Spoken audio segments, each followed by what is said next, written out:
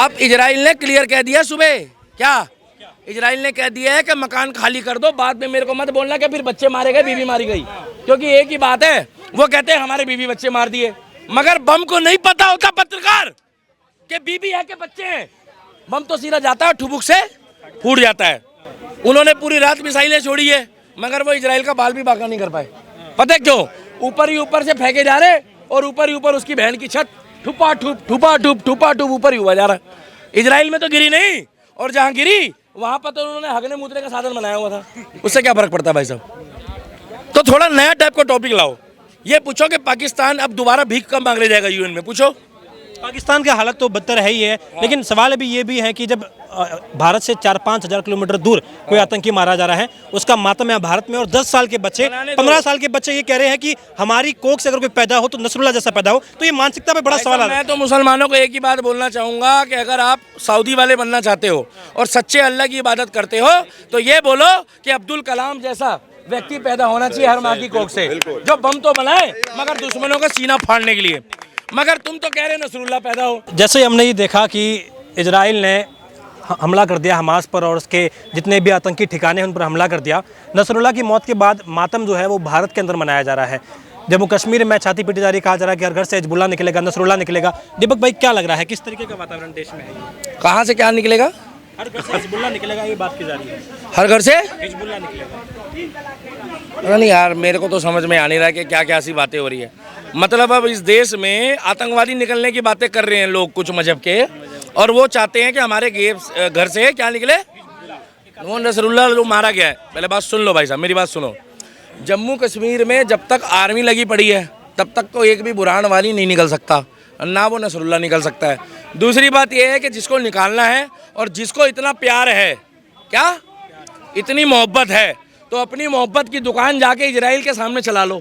हमें मत बताओ तुम्हें काहे छींक आ रही है भाई साहब? इजराइल का नाम सुनते ही तुम्हें छींक आनी शुरू हो गई।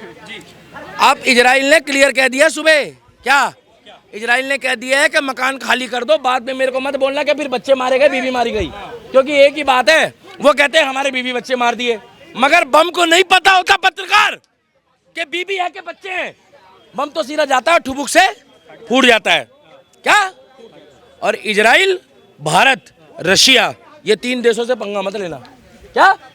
ये नंगा करके मारते हैं। और एक बंदा तो मौलाना हमास का बेचारा लेटरिंग करता हुआ मारा गया, कह रहा है लास्ट टाइम पे कम से कम मुझे लेटरिंग तो क्या हो गया यार तुम्हारे? लास्ट टाइम पे लेटरिंग करता हुआ मारा गया। पता क्या कह रहा है? साले कम से कम मेरे को सही से हगने तो देते हैं। सही। इजराइल हल्के में मत लो। इजराइल के 4 करोड़ लोग हैं। कितने? 4 करोड़ लोग के 4 करोड़ लोग। जैसे हिंदुस्तान में कुछ दोगले देश विरोधी गतिविधियों में लिप्त है ना, इजराइल का एक भी नागरिक, भैया जोरदार तालियां बजा दो।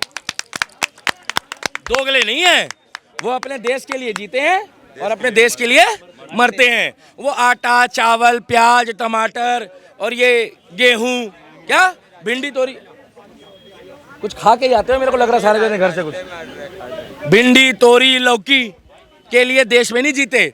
ये हिंदुस्तान में कुछ लोग ऐसे हैं दोगले जो 4 बोरी चावल के लिए और 5 बोरी आटे के लिए इंडियन आर्मी के ऊपर जो पत्थर चला देते हैं ना कुछ लोग। मगर इजराइल का एक एक व्यक्ति क्या पवित्र है, पवित्र। पता है क्यों? जब देश में बात आई है ना, तो वहां की महिलाएं सबसे पहले जाके खड़ी हुई है। क्या बोल रही है? कि दुश्मनों से हम निपटेंगे, क्या? और यहाँ के तो कुछ पुरुष ऐसे हैं जो रात को 8 बजे के बाद पहुआ लेके बैठ जाते हैं और कहते हैं गली वाले लौंडे से हम निपटेंगे। ये माहौल है, इसीलिए हम इजराइल को प्यार करते हैं, इजराइल का समर्थन करते हैं, मित्र देश है। और जो उसने हिजबुल्लाह के साथ किया है, क्या राम जाने उसकी क्या कहानी चल रही थी। इतना जरूर पता लगा है कि वहाँ पर कलेश तगड़ा चल रहा था। क्या? हाँ, कलेश तगड़ा चल रहा था। जो हुआ है बढ़िया हुआ है। आगे जाके तुम कहा इधर तो देखते क्या, मतलब मियाँ खलीफा आ जाती है क्या कभी इधर? जो हुआ है बढ़िया हुआ है। आने वाले टाइम पे हिजबुल्लाह जैसे लोगों के लिए अब पहले से तैयारी कर लो। दिवाली सर पे है 1 महीने बाद, क्या 1 महीने बाद दिवाली है। दिवाली से पहले तैयारी कर लो। ऐसे बम पटाखे तो इजराइल अब बजाता रहेगा, क्योंकि इजराइल को पता लग गया 1 महीने बाद दिवाली। मैं कहाँ बोल रहा हूँ भाई साहब? अब पूछो सवाल। आपको सैलरी मिलती है? सपा के एक नेता है, कह रहे हैं कि हिजबुल्लाह का जो चीफ है नसरुल्लाह वो क्रांतिकारी थे और मातम होना चाहिए, दुख होना चाहिए। क्रांतिकारी थे। सपा के नेता को मैं बोलना चाहता हूं कि आपके घर में भी हिजबुल्लाह की तरह ही लड़का पैदा हो गया, नसरुल्लाह। नसरुल्ला की तरह लड़का पैदा हो, वो भी क्रांतिकारी हो, और आपके घरों में भी ऐसे बच्चे पैदा हों जो सुबह शाम बम फोड़ने की बातें करें। क्या? मगर हमारे घर में अगर हो तो मोदी, योगी और भगवान राम और कृष्ण की तरह लोग हो भाई साहब, और सनातनी पैदा हो। हमें कोई मतलब नहीं है। आपको मजा आता है क्या किसी के घर में बम फट रहा है? आप काहे बुलवा रहे हो मेरे को भाई साहब? काहे बुलवा रहे हो गया। उन्होंने पूरी रात मिसाइलें छोड़ी है, मगर वो इजराइल का बाल भी बाका नहीं कर पाए। पता है क्यों? ऊपर ही ऊपर से फेंके जा रहे, और ऊपर ही ऊपर उसकी बहन की छत ठुपा ठुप ऊपर ही हुआ जा रहा है। इजराइल में तो गिरी नहीं, और जहाँ गिरी वहां पर तो उन्होंने हगने मूतने का साधन बनाया हुआ था। उससे क्या फर्क पड़ता है भाई साहब? तो थोड़ा नया टाइप का टॉपिक लाओ। ये पूछो कि पाकिस्तान अब दोबारा भीख कब मांगने जाएगा यूएन में, पूछो। पाकिस्तान की हालत तो बदतर है ही है, लेकिन सवाल अभी ये भी है कि जब भारत से 4-5 हज़ार किलोमीटर दूर कोई आतंकी मारा जा रहा है, उसका मातम है भारत में, और 10 साल के बच्चे, 15 साल के बच्चे ये कह रहे हैं कि हमारी कोख से अगर कोई पैदा हो तो नसरुल्ला जैसा पैदा हो। तो ये मानसिकता पे बड़ा सवाल है। मैं तो मुसलमानों को एक ही बात बोलना चाहूंगा कि अगर आप सऊदी वाले बनना चाहते हो और सच्चे अल्लाह की इबादत करते हो तो ये बोलो कि अब्दुल कलाम जैसा व्यक्ति पैदा होना चाहिए हर माँ की कोख से, जो बम तो बनाए मगर दुश्मनों का सीना फाड़ने के लिए। मगर तुम तो कह रहे नसरुल्ला पैदा हो, मैं तो कह रहा हूँ भगवान करे तुम्हारे घर में नसरुल्ला हो और सबसे पहले तुम्हारे अब्बू के पीछे ही बम फोड़ दे, वो कलेश ही खत्म करे। जैसे ही पूछे मेरा बाप कौन है, बोले वो बोलेगा मैं हूँ, क्या कर ले तूने मेरे को भेजा ही क्यों धरती में? भाई क्या कैसी बातें कर रहे हो यार? अरे भाई साहब यहाँ इतने लोग बैठे हैं, सबके अरमान होंगे, कुछ कुंवारे हैं।